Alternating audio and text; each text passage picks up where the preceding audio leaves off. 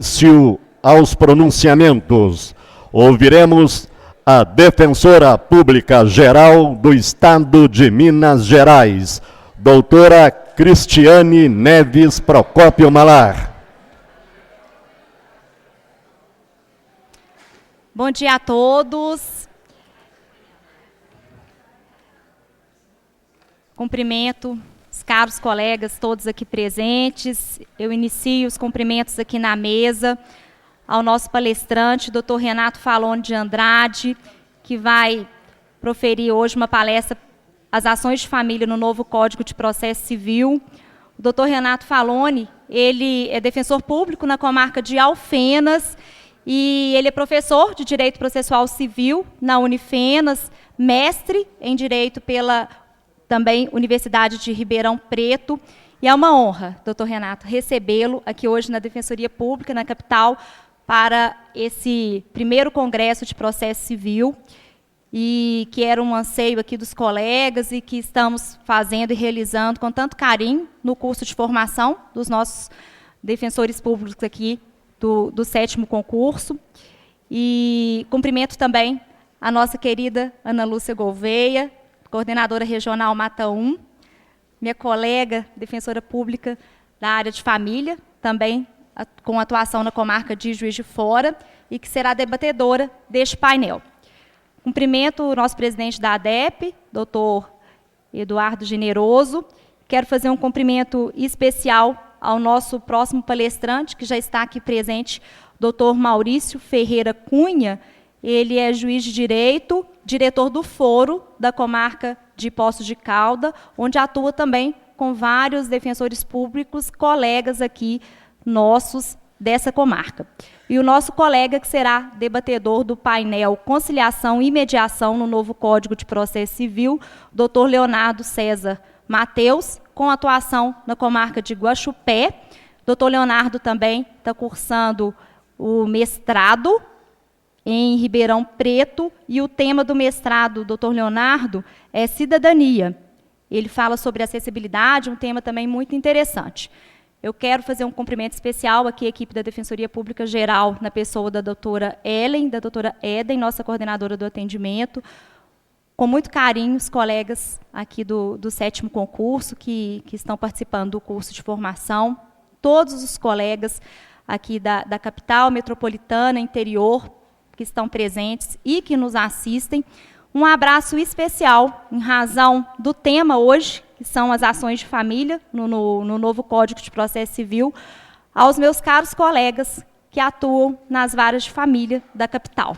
Eu quero deixar esse abraço especial porque, não em razão da presença hoje, mas em razão do companheirismo desses colegas durante anos em atuação nas varas de família.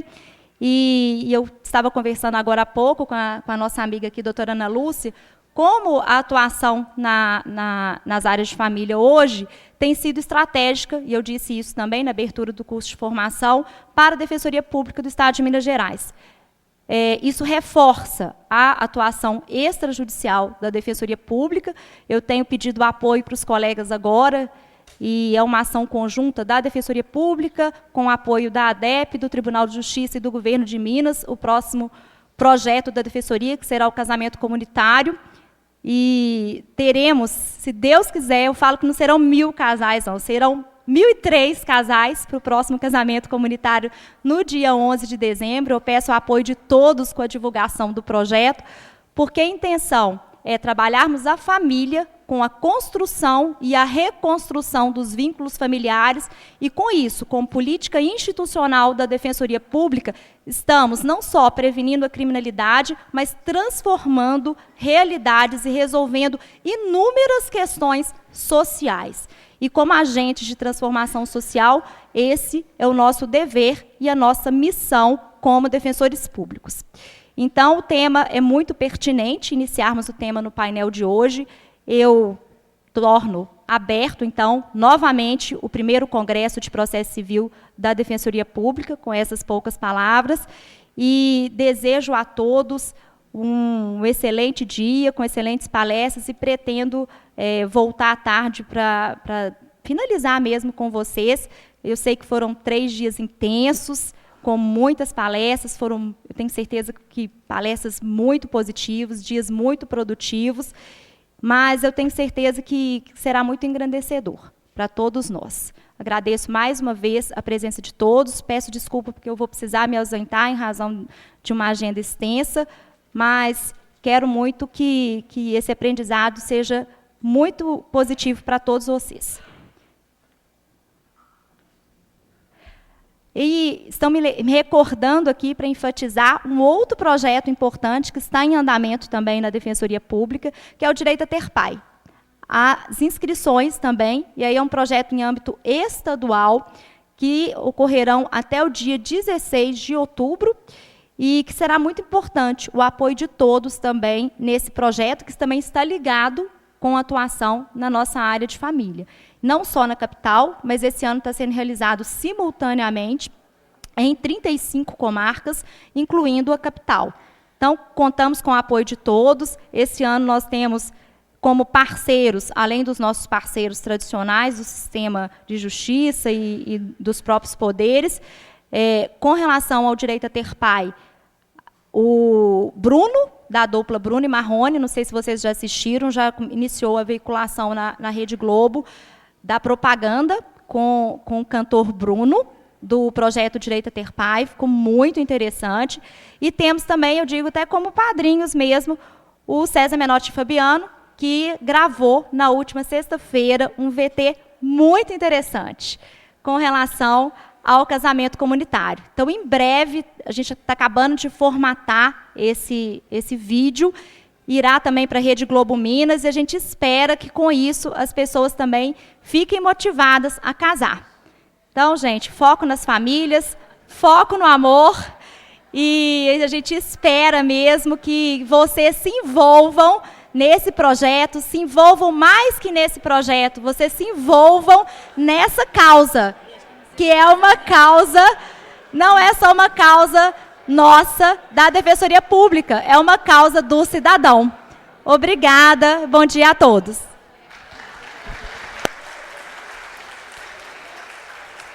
Para coordenar os trabalhos deste painel, passamos a palavra para a Defensora Pública, Ana Lúcia Gouveia Leite. Eu vou ficar em pé, porque senão ninguém me vê direito.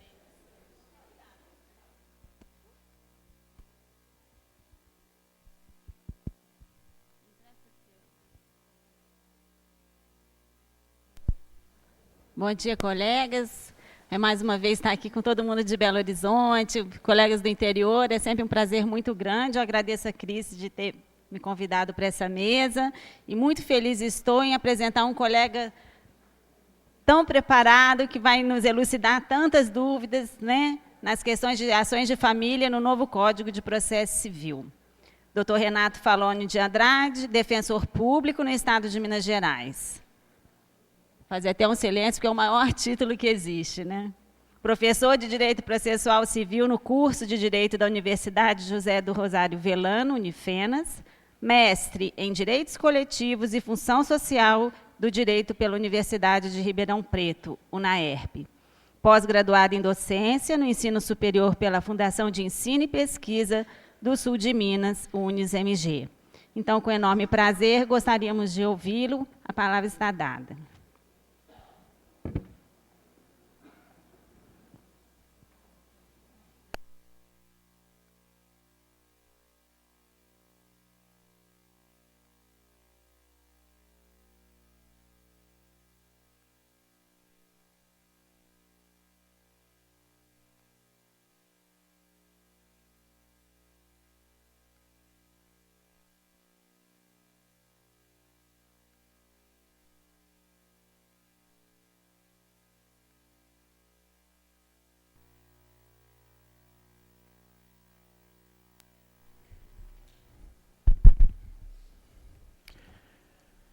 Santíssima Senhora doutora Cristiane Neves Procópio Malardi, digníssima Defensora Pública Geral, eu, ao cumprimentá-la, cumprimento também a doutora Ana Lúcia Gouveia Leite, Defensora Pública lá de Juiz de Fora, minha colega das varas de família, das lides familiares, minhas senhoras, meus senhores, meus caros defensores públicos.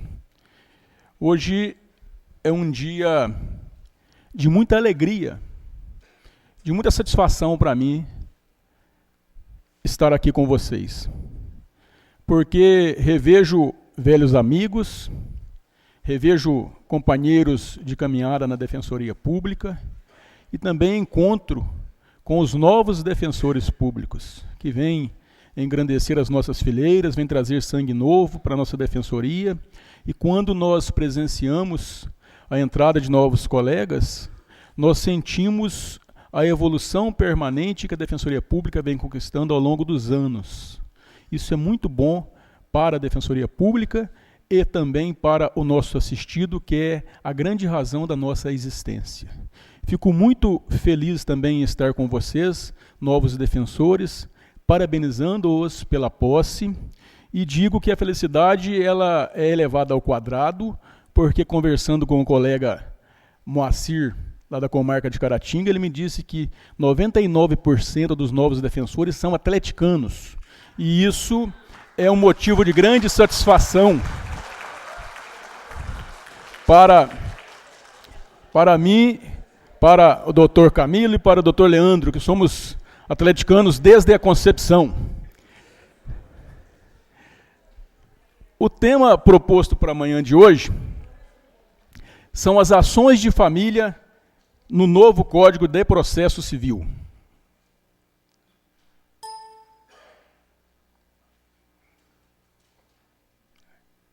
O nosso Código de Processo Civil, que está em vigor, ele é de 1973. Foi um código elaborado sob o comando do ministro Alfredo Buzaide, e esse código ele sofreu algumas modificações antes mesmo de entrar em vigor. E nós sabemos que a lei ela precisa acompanhar a evolução, ela precisa acompanhar a sociedade na qual ela é aplicada.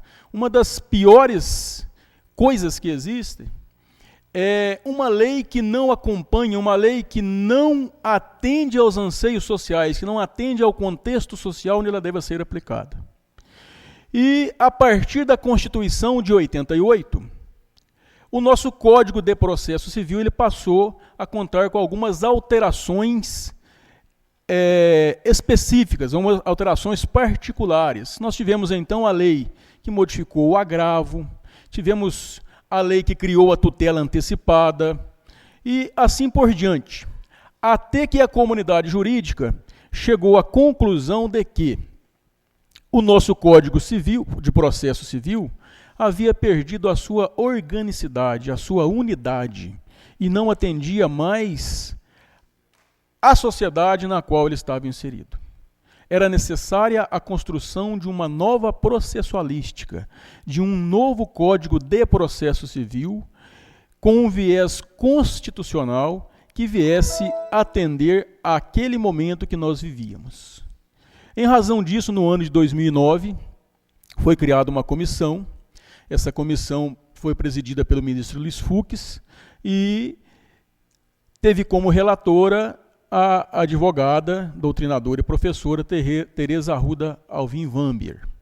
Essa comissão foi nomeada pela presidência do Senado e ela elaborou um novo Código de Processo Civil, um anteprojeto que passou por tramitação no Congresso Nacional e foi finalmente promulgado pela Presidente da República em março de 2015, portanto, há alguns meses. É bom lembrar que o nosso Código de Processo Civil vai entrar em vigor em março de 2016. E vou dizer aqui a vocês, talvez uma novidade para alguns, talvez alguns já saibam, e espero que vocês não desanimem após o que eu vou dizer, é sobre a existência de um projeto de lei para poder aumentar a vacatio legis do nosso Código de Processo Civil.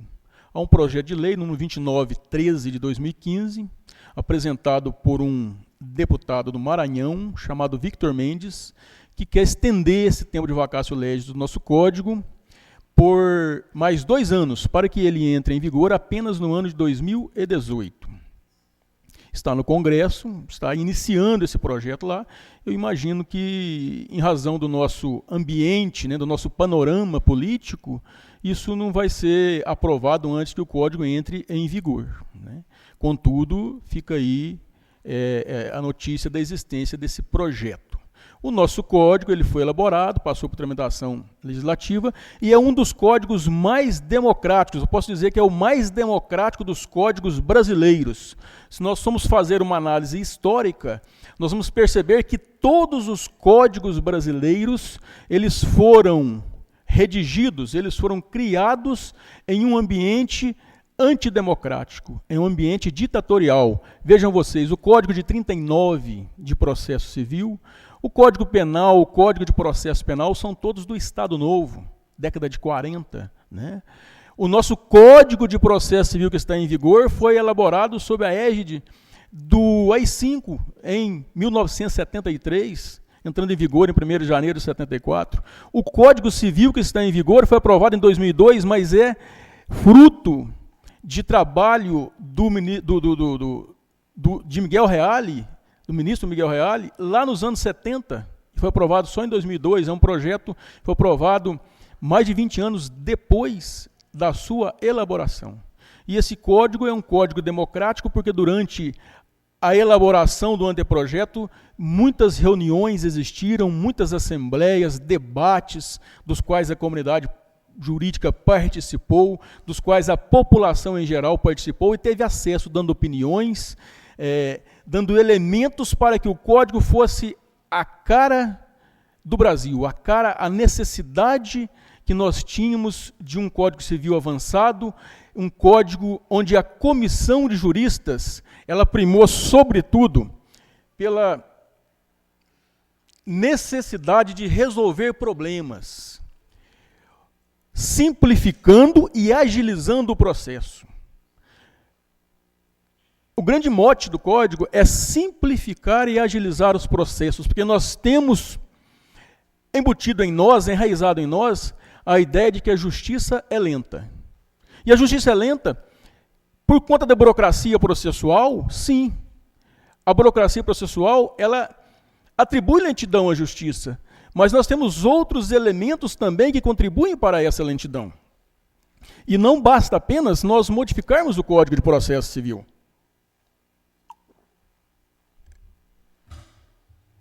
É necessário modificarmos a postura do aplicador do direito, do trabalhador do direito. É necessário nós valorizarmos novos conceitos, novos elementos que produzam um processo mais rápido, um processo mais célere e que contribua para a efetiva realização da justiça. E essa comissão de juristas, ela elaborou esse código dentro desse parâmetro, dentro dessa linha de elaboração, simplicidade e agilização do procedimento. E ela estabeleceu alguns objetivos. Os objetivos que a comissão de juristas estabeleceu, primeiro, é estabelecer uma sintonia com a Constituição Federal. Eu falo que isso é a processualização da Constituição, não no sentido de rebaixar a norma constitucional, mas de explicitar dentro do Código regras constitucionais, para poder repetir para o aplicador de direito, olha, essas regras constitucionais devem ser respeitadas, porque estão na Constituição e estão explicitadas no Código de Processo Civil. E tudo isso foi trabalhado nas normas fundamentais do Código de Processo Civil, onde nós temos, por exemplo, no artigo 4º, a razoável duração do processo. Um processo que tem uma duração razoável e que atenda à necessidade das partes. Um processo que faça justiça de verdade, sem burocracia, de forma ágil e simples.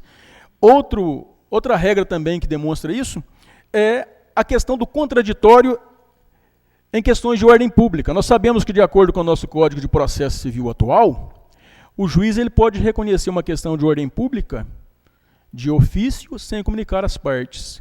Para privilegiar o contraditório, o novo Código de Processo Civil ele estabelece que o juiz, antes de proferir uma decisão, ainda que a questão seja de ordem pública, ele obrigatoriamente ouça as partes. Isso é uma valorização de princípios constitucionais dentro do processo, explicitando a necessidade de obediência a esses princípios constitucionais que, na verdade, moldam a atuação de toda a comunidade jurídica e, sobretudo, a atuação de nós que somos processualistas, nós que trabalhamos com o processo.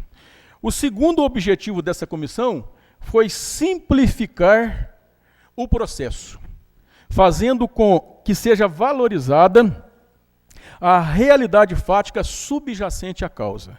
E aí nós temos algumas normas, algumas regras que buscam a simplificação do processo e buscam também valorizar as pessoas que estão envolvidas no litígio e valorizar o próprio litígio em si dentro de um contexto social onde ele está inserido. Por exemplo, a conciliação e a mediação se dão no início do procedimento, de acordo com o artigo 334, quando eu falo de procedimento comum, ordinário. Existe agora, antes mesmo da defesa do réu, uma audiência de conciliação e mediação para que sejam trabalhadas esses mecanismos, né, esses equivalentes jurisdicionais. Sobretudo na área de família, há uma valorização da mediação e da conciliação, como veremos a seguir. Também houve uma simplificação da matéria de defesa, fazendo com que a reconvenção se dê na própria contestação e não mais em peça apartada. A partir do novo Código de Processo Civil, a reconvenção se dá como um tópico da própria contestação, assim como a alegação de incompetência relativa, que no atual Código se dá por exceção de incompetência relativa, suspendendo a tramitação do processo principal, e no novo Código de Processo Civil, ela vai se dar como preliminar na própria contestação. Há também a possibilidade de intimação direta do advogado da parte contrária. Como que isso vai funcionar? O advogado, ele vai intimar o advogado da parte adversa através de carta com AR. É a intimação feita pelo próprio advogado. Lembrando que isso não se aplica a nós defensores, que temos a prerrogativa da intimação pessoal, prevista, garantida e assegurada por lei. Mas nós, como defensores, poderemos intimar o advogado da parte contrária, advogado privado, devidamente constituído, dos atos do processo por meio de carta com AR. O terceiro objetivo dessa comissão foi dar maior rendimento possível a cada processo. Adequar o processo ao caso concreto. E aí nós temos algumas modificações que vão fazer com que as partes possam alterar o rito procedimental. Façam com que o juiz possa alterar o rito procedimental, como, por exemplo, no artigo 139, inciso 6º do novo Código, que diz que o juiz poderá alterar o procedimento, adequando-o às necessidades concretas daquela causa. Há também a possibilidade de alteração do procedimento pelas partes. Quando eu tratar de direito que comporte autocomposição entre partes capazes, elas podem negociar sobre o processo. Hoje nós temos, dentro da conciliação, dentro da autocomposição, a negociação sobre o objeto do processo, sobre o direito material. E com o novo Código de Processo Civil, nós teremos a negociação sobre o processo em si. As partes maiores e capazes, litigando sobre direito disponível, poderão negociar sobre regra processual, como, por exemplo, renunciar ao direito de recurso, renunciar à produção de determinada prova. Eles podem fazer isso. Isso é chamado de negociação processual. Poderão também, juntamente com o juiz, estabelecer um calendário processual. Vão sentar as partes, seus advogados e o juiz vão estabelecer um calendário processual. A defesa será apresentada, por exemplo, até dia 30 de outubro. A nossa audiência de instrução e julgamento será realizada dia 12 de dezembro e a sentença será proferida pelo juiz dia 1º de fevereiro. Esse calendário, estabelecido e aprovado pelas partes em conjunto com o juiz, ele vincula todos os participantes do processo a ele e ninguém mais será intimado. Eu vou saber que tal dia, tal hora, eu vou ter uma audiência de instrução e julgamento, porque já tem um calendário previamente estabelecido para aquele processo. É uma possibilidade também prevista no novo Código de Processo Civil. O quarto objetivo dessa comissão é dar organicidade às regras processuais. Eu dizia no início que com as reformas ocorridas, sobretudo após a Constituição de 88, nos anos 90 e nos anos 2000, o nosso código ele perdeu um pouco da sua organicidade, da sua unidade, e era preciso organizar isso. E o novo código ele foi organizado mais ou menos como foi organizado o Código de 39.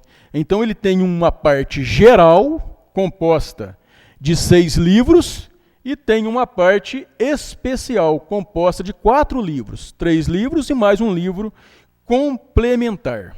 Tudo isso para entrar em vigência a partir de 2016, se o legislador ordinário assim permitir.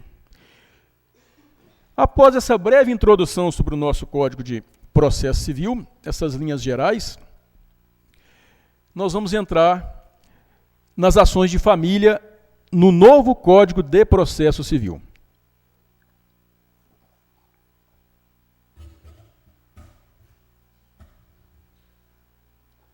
E as ações que nós vamos tratar aqui hoje são o cumprimento de uma sentença, cumprimento da sentença que obriga a prestação de alimentos. Existe o cumprimento da sentença e existe também a execução do título extrajudicial que fixa os alimentos. A execução de alimentos fundada em título extrajudicial, já disse, o divórcio e a separação consensual e a extinção da união estável e a modificação do regime do matrimônio e também a interdição. Vamos tratar desses procedimentos sobre os aspectos da mudança. Vamos ver o que mudou e aquilo que nós vamos aplicar e aquilo com o que nós vamos nos deparar a partir da entrada em vigor do novo Código de Processo Civil. Não existe ainda nada formado, existe hoje no mercado existem várias doutrinas sobre o assunto, sobre o Código de Processo Civil de 2015, mas nós estamos ainda em uma fase de busca de entendimento, uma fase onde nós estamos percebendo, nós estamos namorando a legislação, né?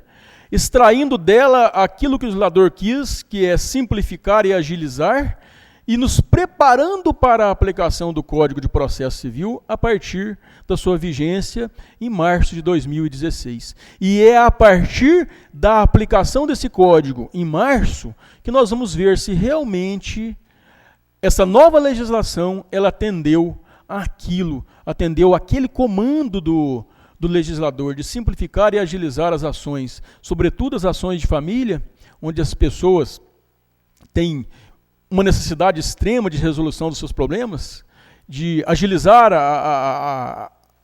aquela solução, porque aquilo envolve muito profundamente questões afetivas, questões da sua própria vida, e a vida não se resolve enquanto não se resolve uma ação de família, só que a percepção sobre a real, o real efeito do Código de Processo Civil vai se dar a partir de março. Nós temos agora a legislação e alguns apontamentos sobre essa legislação nos preparando para a aplicação desse código. E o primeiro procedimento é um procedimento que está na parte dos procedimentos especiais, que trata das ações de família. É um procedimento, digamos, especial, mas genérico, para algumas ações de família. Ele é aplicável, de acordo com o artigo 693, às ações de divórcio, separação, reconhecimento e extinção de união estável, guarda, visitação e filiação, aplicando-se subsidiariamente ainda as ações de alimento e as ações do ECA. Esse artigo 693, ele traz então a as ações onde nós vamos aplicar esse procedimento, que vai do 693 ao 699. Vejam vocês que esse procedimento, ele é aplicável às ações contenciosas de divórcio, de separação, de reconhecimento e extinção de união estável e também de guarda, né, de filiação e subsidiariamente as ações do ECA e as ações de alimentos. A ação de alimentos continua sendo regulada pela Lei 5.478 de 68. Mas tem uma aplicação subsidiária desse procedimento do 693 ao 699. E observem, apenas ações contenciosas. E esse procedimento, ele é aplicável também, de acordo com o entendimento doutrinário que está se sedimentando, a outras ações de família, fazendo com que esse procedimento, esse enunciado do artigo 693, ele seja apenas exemplificativo, de acordo com a doutrina e de acordo até mesmo com o Fórum Nacional de Processualistas Civis. Tem um enunciado do Fórum Nacional de Processualistas Civis, enunciado número 72, que estabelece: nas ações de família previstas no artigo 693, este procedimento, nessas ações lá estabelecidas, lá mencionadas, elas são exemplificativas, fazendo com que esse procedimento seja aplicado a toda a ação de família para a qual não exista algum procedimento especial, desde que seja jurisdição contenciosa. E aí vem a primeira observação do artigo 693, que diz respeito à separação, porque nós sabemos que com a emenda constitucional 66 de 2010, a doutrina, ela caminhou no sentido de extinguir a separação judicial. E tudo passou a ser resolvido na seara do casamento com o divórcio, extinguindo-se a sociedade conjugal e o vínculo conjugal de uma vez só, sem prazo. Eu sempre falo com os meus assistidos, e quando a emenda constitucional 66 de 2010 ela entrou em vigor, as pessoas até se assustavam, porque eu dizia que você pode contrair o matrimônio hoje e buscar o divórcio amanhã, se não gostou da lua de mel, se não gostou da noite de núpcias. E é tudo muito rápido. E por uma questão prática, e até acompanhando essa ideia da doutrina, a separação ficou de lado. Eu não faço separação judicial, seja consensual, seja litigiosa, desde 2010. Porque as pessoas, quando chegam, elas querem romper todos os vínculos que possam ligá-la à parte contrária, ao cônjuge. E você já extingue a sociedade conjugal e o vínculo conjugal de uma vez só. E isso estava vindo, ocorrendo normalmente, até que veio o legislador, no nosso novo Código de Processo Civil, e tratou desse procedimento da separação judicial contenciosa. Como fica a situação? Será que a separação volta a existir? Será que ela nunca deixou de existir, como alguns doutrinadores e algumas decisões entendem? Ou nós vamos continuar entendendo que a separação não existe, vamos continuar fazendo apenas os divórcios?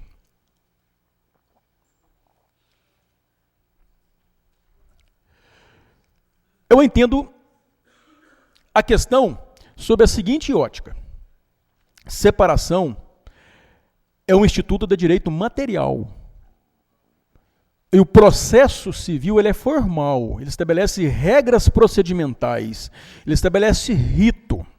E existe um rito de separação hoje em dia. Existe também a Constituição, na sua redação atual, que diz que o casamento pode ser extinto pelo divórcio. É necessário que o Supremo decida separação de acordo com o artigo 226, parágrafo 6º da Constituição. Ela continua existindo ou ela não foi contemplada na Constituição a partir dessa emenda? Essa é uma questão que cabe ao Supremo, é uma questão de direito material. O processo não vai dizer, a norma processual não vai dizer que se separação existe ou não existe, ela apenas prevê o rito procedimental. Se o Supremo um dia disser que a separação existe, nós temos o procedimento da separação litigiosa para usarmos. Se o Supremo disser que a separação não existe, que existe apenas o divórcio, isso vai cair no vazio e vai deixar de existir. A vida prática nos demonstra que a separação caiu no vazio já. Nós não fazemos, os defensores da área de família, poucos fazem, eu não sei se a doutora Ana Lúcia lá em Juiz de Fora faz alguma separação, mas isso nem se conversa mais. Os novos defensores vão se deparar com isso e vão ver. As pessoas nem conversam em separação. Os divórcios têm sido feitos normalmente, homologados normalmente, e a gente esqueceu que a separação existe.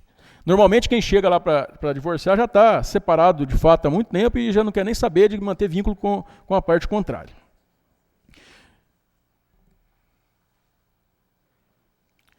O artigo 694 também trata das ações de família, ela vai do 693 ao 699, e esse artigo 694 ele fala sobre a necessidade da comunhão de esforços na busca da solução consensual do conflito.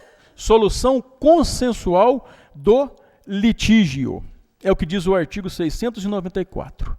E nas ações de família, sobretudo, há uma valorização da mediação e da conciliação, que são equivalentes jurisdicionais, são métodos alternativos de solução de conflito, que podem ser tanto judiciais quanto extrajudiciais, que buscam a solução consensual do conflito. É preciso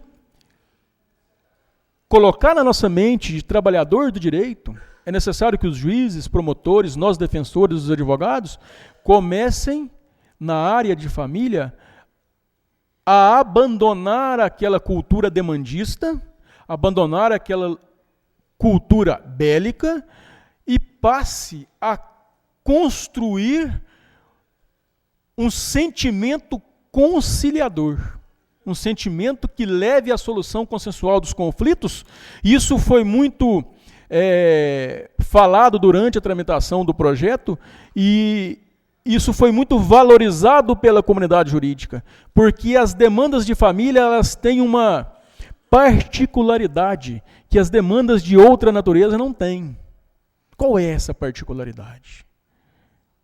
Uma ação de cobrança, ela se resolve com a sentença do juiz, com o cumprimento voluntário daquela obrigação, ou até mesmo com o cumprimento da sentença. Satisfeita a vontade do credor, as partes se afastam e normalmente não vão ter nenhum tipo de relação mais. Mas nas demandas de família, todas elas são demandas que, uma vez solucionadas, não vão afastar as partes. Elas vão continuar se relacionando porque o trato familiar ele se estende no tempo. Toda vez que eu faço um divórcio ou entro com uma ação de alimentos, eu sei que aquela sentença que decreta o divórcio estabelece a guarda dos filhos, o valor da pensão, o regime de convivência do pai que não vai conviver diretamente, não vai morar com os filhos. Aquela sentença ela vai projetar os seus efeitos para o futuro, porque as pessoas continuam se relacionando, o pai continua convivendo com os filhos, continua tendo a obrigação de pagar pensão, e eu sempre digo aos meus assistidos, você está se divorciando da sua mulher, do seu marido, mas não está deixando de ser pai dos seus filhos? Isso vai se estender por toda a vida. E essa sentença, ela se projeta para o futuro, é por isso que é necessário um ambiente de conciliação para que nós possamos evitar futuras demandas, futuros conflitos. E dentro de um ambiente de mediação e de conciliação, que é o tema que o Dr. Maurício e o Dr. Leonardo vão tratar em seguida, nós sabemos que as próprias partes, elas participam da solução do conflito, elas participam da solução da lide, na mediação, construindo a partir do diálogo essa solução, e na conciliação, juntamente com o conciliador também, acolhendo essa conciliação, acolhendo a opinião do conciliador, fazendo com que haja um ambiente menos demandista, menos bélico, para se dizer assim.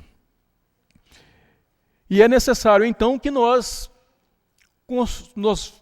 passemos a construir na nossa mente essa cultura de mediação e de conciliação. De acordo ainda com esse artigo 694, fica clara a autonomia das partes, né? Autonomia das partes, e nós verificamos aqui a aplicação dentro do processo daquele princípio da mínima intervenção estatal nas questões de família. É a aplicação desse princípio dentro do processo. O que o legislador quis é que as partes envolvidas dentro de um conflito familiar, elas passem a construir a solução para este conflito, podendo inclusive pedir a suspensão do processo para que elas se submetam à mediação extrajudicial, fora do ambiente judicial, o que muitas vezes contribui para a solução do conflito. Um ambiente mais informal, um ambiente mais tranquilo, onde as pessoas se sintam mais à vontade para conversar, expor suas ideias, os seus medos, as suas angústias, frustrações e mágoas. O ambiente judicial ele é muito formal. E é possível que as partes peçam a suspensão do processo para que elas se submetam a essa mediação extrajudicial ou até a um atendimento por equipe multidisciplinar de acordo com o que estabelece esse artigo 694. Seguindo, nós temos o artigo 695, que trata da petição inicial, que agora é elaborada de acordo com o artigo 319 do Código. Essa petição inicial, quando ela é recebida pelo juiz, o juiz, ao deferi-la, ele vai decidir sobre o pedido de tutela provisória, se existir, e aí há uma modificação também, porque nós deixamos de ter aquelas cautelares nominadas, nós passamos agora a ter apenas a tutela provisória, que se divide em tutela de urgência e tutela de evidência, e o juiz tem que decidir sobre isso. E o Código fala que o juiz não pode decidir contra a parte sem ouvi-la. É a valorização do princípio do contraditório. O juiz não pode decidir sem consultar a parte contra quem a decisão vai ser proferida, exceto nos casos de tutela provisória, de acordo com o artigo 9º, que são a tutela de urgência e a tutela de evidência. Nesses casos, ele pode decidir e postergar o contraditório para um momento posterior. E ao receber a inicial e decidir sobre eventual pedido de tutela provisória, o juiz vai mandar citar a parte contrária, mandar citar o réu para que ele compareça à audiência de conciliação e mediação. É o primeiro ato processual após a citação. O réu não é citado para apresentar defesa em 15 dias, como nós fazemos hoje. O réu será citado para comparecer a uma audiência de conciliação e mediação. E vejam a particularidade dessa citação. Ela irá desacompanhada de cópia da petição inicial, desacompanhada da contrafé. Contudo, eu digo que o legislador tira com uma mão e dá com a outra mão, porque o artigo 695, ele estabelece que a parte poderá, se quiser, consultar os autos e ter acesso à contestação até mesmo antes da audiência de conciliação e mediação. Fica aqui a dica, né, prática. Eu não iria para uma audiência de conciliação e mediação assistindo ao requerido sem saber o teor da petição inicial. É necessário que nós saibamos até para verificar a necessidade, a possibilidade e a conveniência de conciliar ou buscar a mediação.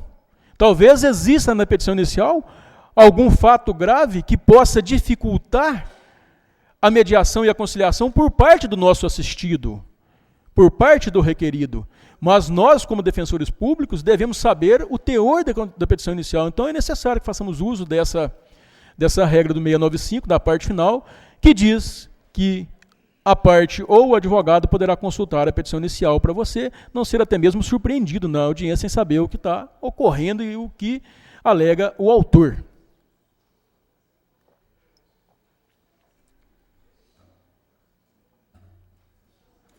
A citação, ela é pessoal, feita por oficial de justiça, não há citação pelo correio nas ações de família. E o prazo dessa citação é até 15 dias antes da audiência. Quando o juiz designa a audiência, manda citar o réu sem a contrafé e designa uma audiência, fazendo com que a citação seja realizada até 15 dias antes da audiência, para que a parte possa providenciar advogado, consultar o defensor público, se for o caso, possa promover a sua defesa de forma efetiva. Nessa audiência de conciliação e mediação, é necessária a presença de advogado ou defensor público. Até achei estranho essa semana, porque nós estamos implantando na nossa comarca já essas câmaras de mediação. Teve um curso lá e as pessoas fizeram o curso de mediação, depois foram fazer um estágio lá no fórum, na vara de família onde eu atuo, e nas audiências de conciliação nós fizemos mediação. E a mediadora disse às partes, não, porque a mediação é um método de solução de conflito, onde vocês vão construir a solução, e não é necessário nem advogado, ou defensor público, se quiser sair pode ficar à vontade. Eu falei, pensei, essa mediadora ela não foi bem instruída, ou ela não leu, né, a parte que trata das ações de família no novo Código de Processo Civil e na própria lei de mediação que está entrando em vigor daqui a pouco, que é necessária a presença do advogado ou do defensor público, até para orientar a parte, né, naquele momento ali. O artigo 696, ele trata da divisão da audiência de conciliação e mediação. É possível dividir, porque mediar, o pouco que a gente estuda sobre isso, o pouco que a gente vem estudando e tentando entender, buscando elementos para a nossa atuação, mediação não se dá em 15 minutos. Não é aquele tipo de audiência que o juiz vira para a parte, vai ter acordo ou não vai, porque senão eu vou julgar. Não é assim. Mediação, eu falo que demanda, como diz lá na minha terra, é necessário amolecer o coração da parte.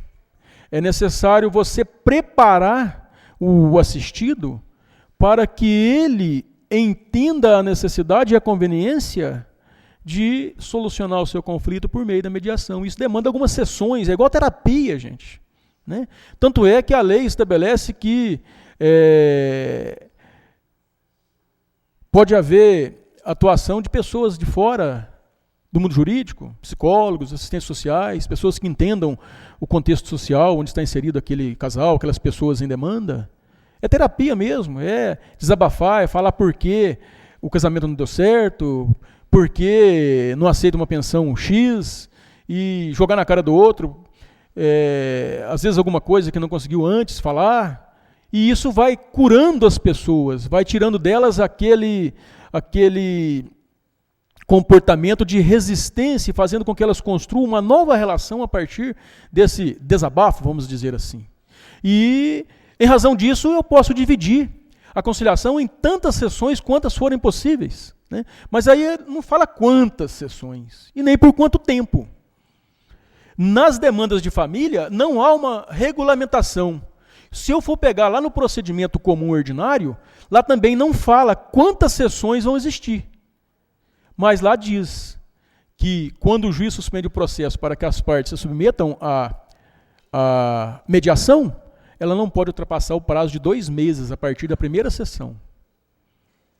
E aí nós temos 2 entendimentos que vão surgir ao meu sentir.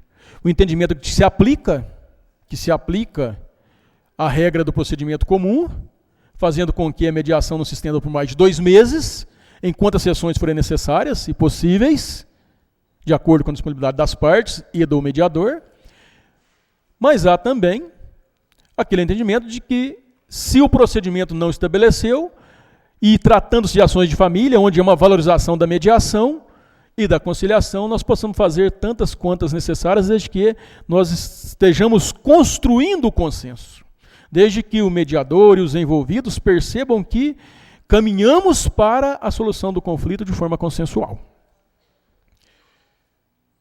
Durante essa suspensão, né, para mediação, o juiz vai tomar algumas providências para evitar o perecimento do direito. É necessário, né, como estabelecer elementos provisórios, decretar talvez uma separação de corpos e assim por diante.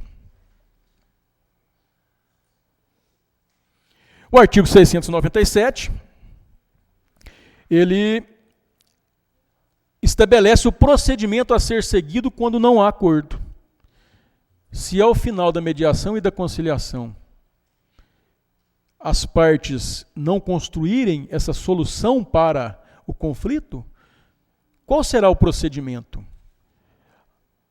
Passaremos a adotar o procedimento comum, ordinário. E aí o artigo 697 nos remete ao artigo 335, dizendo que o réu terá 15 dias para apresentar a sua defesa. O prazo continua sendo de 15 dias, para nós defensores, prazo dobrado, em razão de prerrogativa prevista na legislação específica. Mas aí vai seguir o procedimento comum, ordinário do Código de Processo Civil, dali para frente não havendo consenso. Em seguida, o artigo 698, ele trata do Ministério Público, da intervenção do Ministério Público, que agora a intervenção não se dá mais, né, de acordo com o novo Código, o promotor ele não é mais fiscal da lei, agora ele é fiscal da ordem pública, aliás, da ordem jurídica, fiscal da ordem jurídica, e vai atuar apenas naqueles processos em que haja interesse de incapaz. É o processo civil moderno já nos mostrando aquele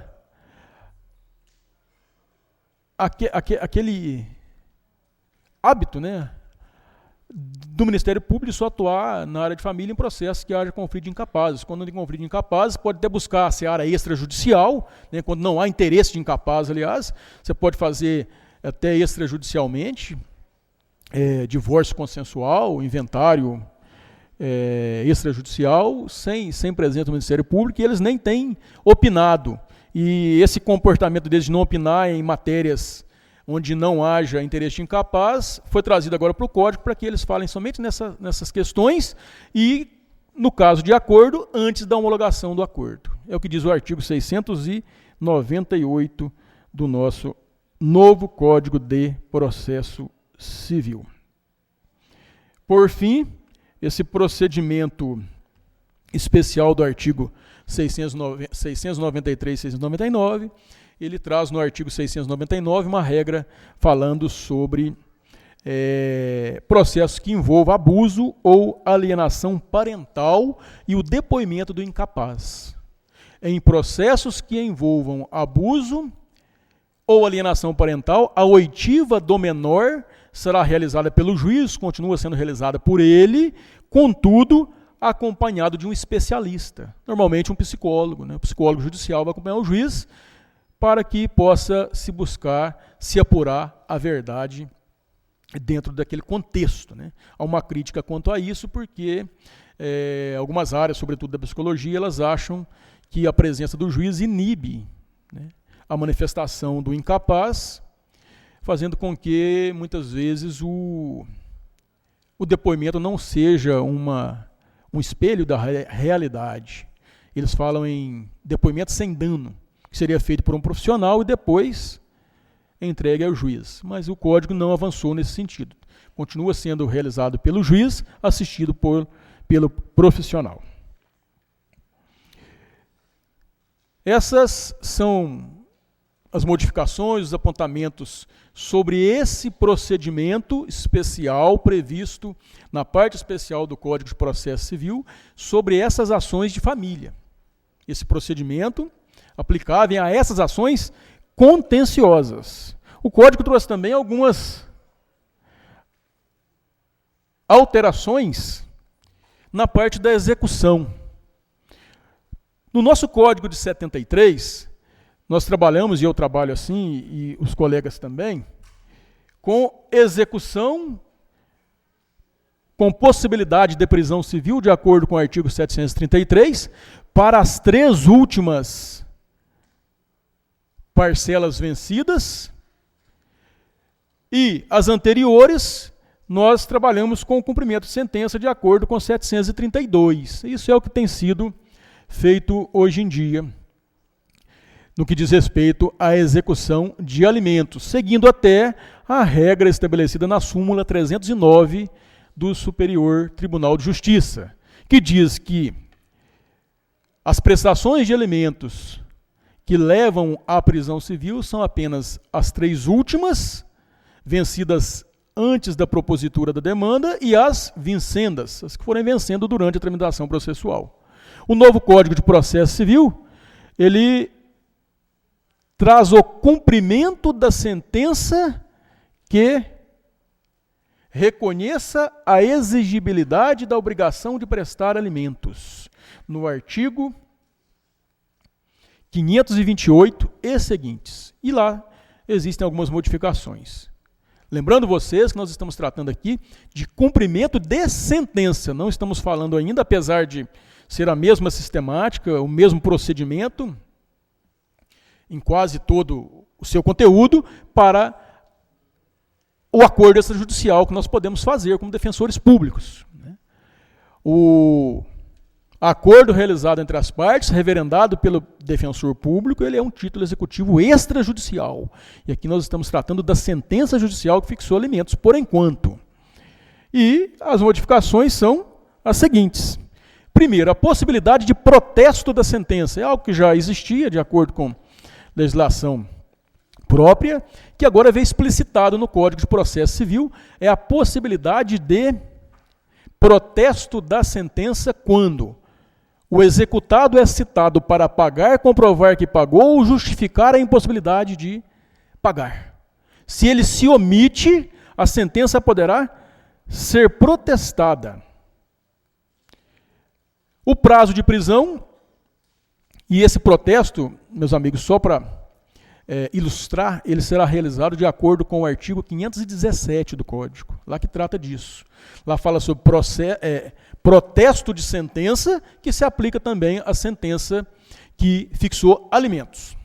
Em seguida, o Código estabelece agora o prazo de prisão, que já havia uma divergência, havia algumas questões, porque a lei de alimentos fixa prazo de prisão de até 60 dias, e o código anterior é de 1 a 3 meses, e aí o código veio agora e estabeleceu, de acordo com o código atual, o novo código também fala prisão de 1 a 3 meses. Né? E regime fechado.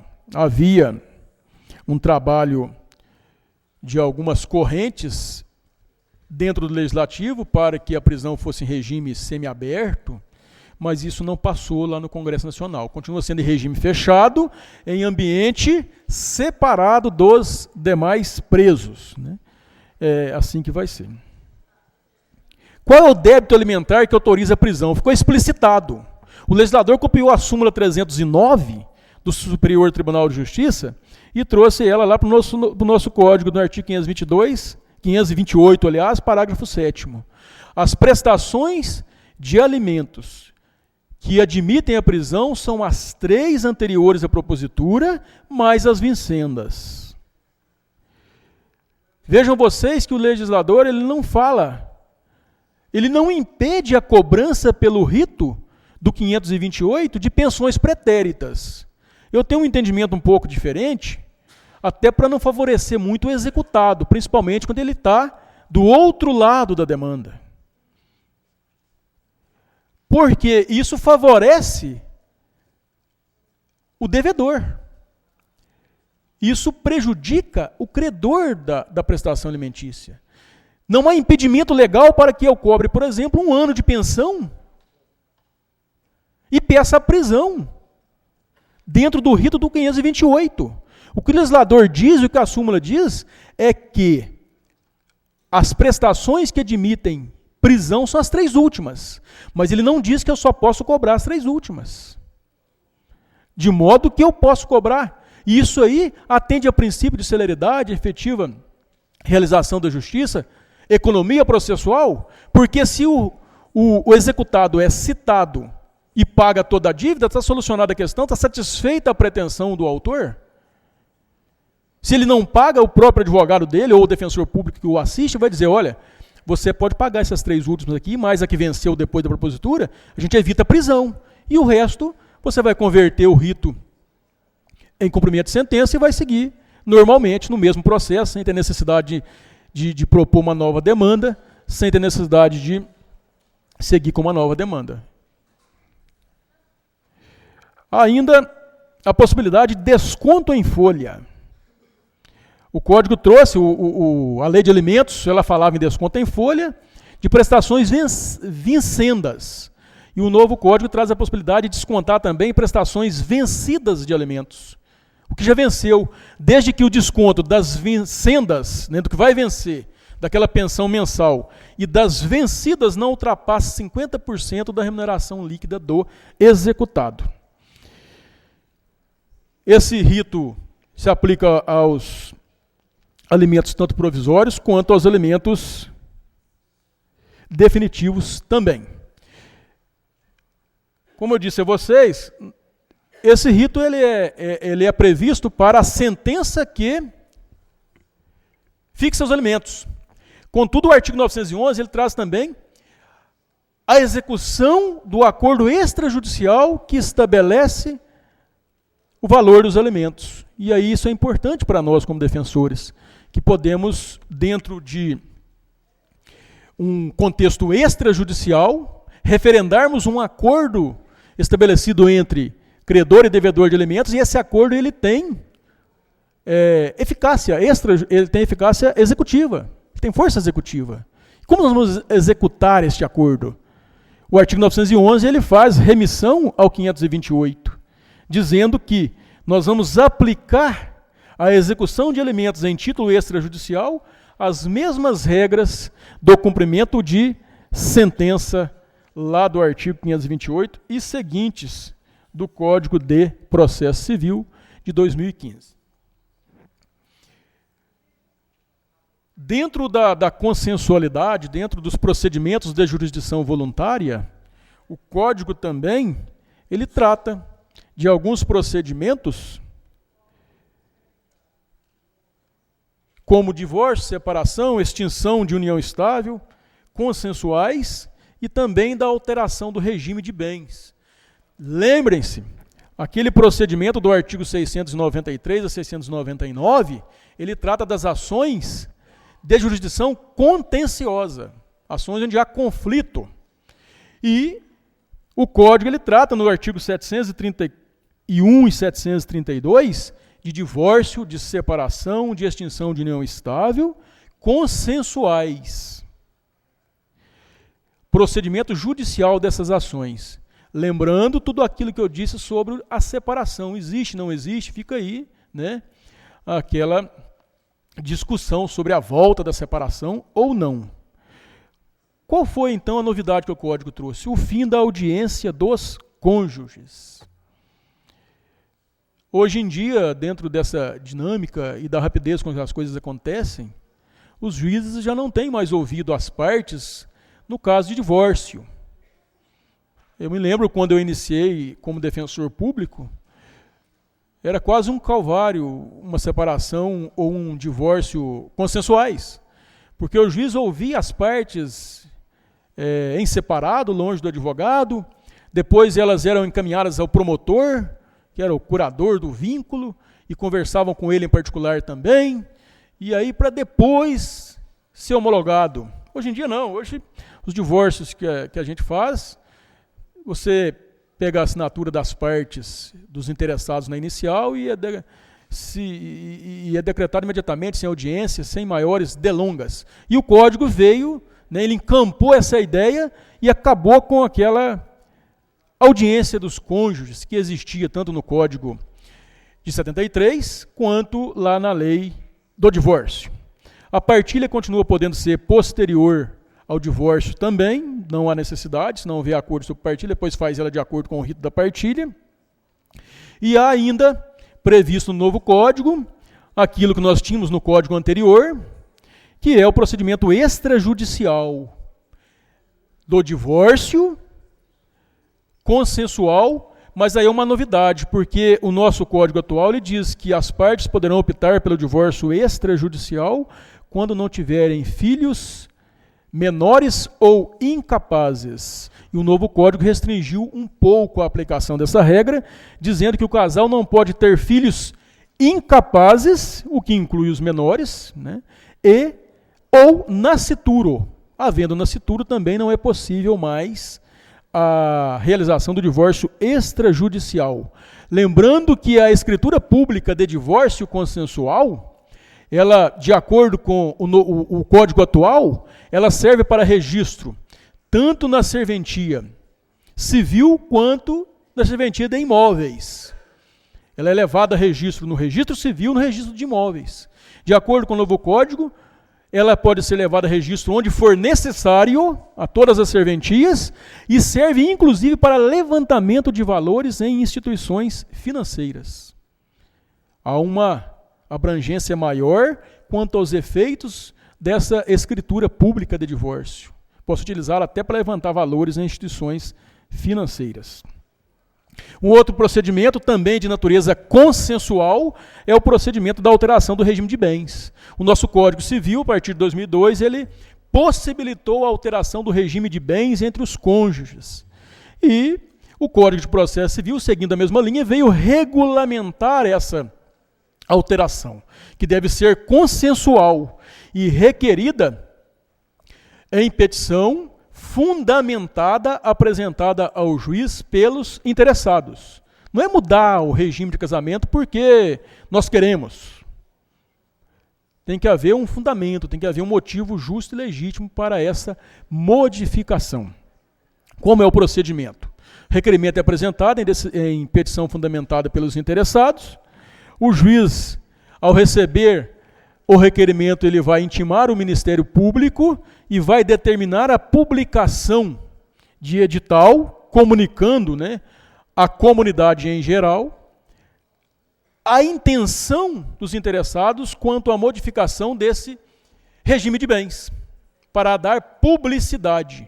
E, nesse sentido, as próprias partes interessadas elas podem sugerir ao juiz outros meios de publicação dessa intenção, desse edital.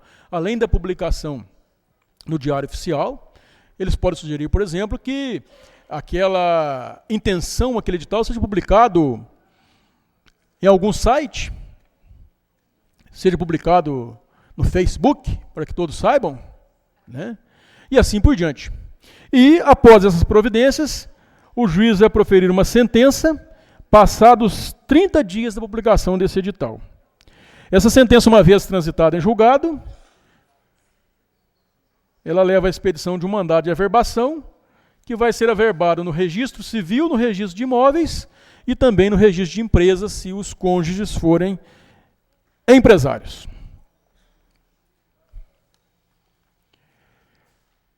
Por fim, nós temos a interdição. Também teve algumas modificações, previstas no artigo 747 a 758. A primeira modificação diz respeito à legitimidade. Foi incluído o companheiro. Nós vamos ver o Código Civil e o Código de Processo Civil atuais não falam no companheiro, mas o companheiro foi incluído. E uma inclusão interessante que nós vivenciamos todo dia no nosso trabalho de defensor público é a inclusão de um novo legitimado para requerer a interdição. Foi incluído como legitimado o representante de entidade de acolhimento. Nós tínhamos alguma dificuldade, porque muitas pessoas estão acolhidas em asilos, conferências vicentinas, em casas de repouso, e não tem um familiar para promover a interdição. E normalmente quem promove a interdição é o responsável pela casa de acolhimento, que é responsável por aquela pessoa. E a lei veio explicitar essa legitimidade, fazendo com que seja um dos legitimados também para poder requerer essa interdição. A petição inicial ela vai narrar a incapacidade do interditando para administrar seus bens e, ou, no caso, praticar os atos da vida civil. A interdição pode ser por impossibilidade de administração de bens ou pela prática de atos